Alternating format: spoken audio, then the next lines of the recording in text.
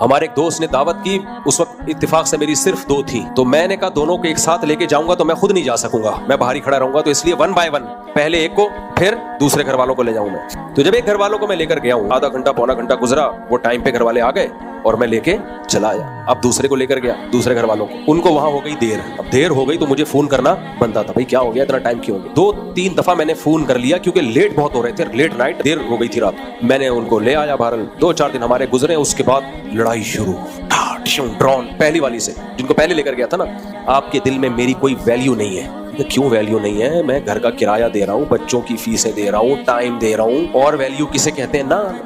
اب اچھا, خواتین کی عادت ہوتی ہے اصل بات نہیں بتاتی ہیں, شروع میں یہ سیاستیں چل رہی ہوتی ہیں. جب اس کی ڈیپ میں گیا تو پتہ یہ چلا کہ جنہوں نے گھر میں دعوت کی تھی نا عقیقے کی, ان کی خواتین کا کہیں بعد میں رابطہ ہوا پہلے گھر والوں سے, اور ان کی خواتین نے ہمارے پہلے گھر والوں کو کہا کہ جب آپ آ کے بیٹھی تھی مفتی صاحب کا ایک فون بھی نہیں آیا, جب دوسری آئی تھی کم سے کم 5-6 کالیں کی ہیں, اتنی فکر ہے.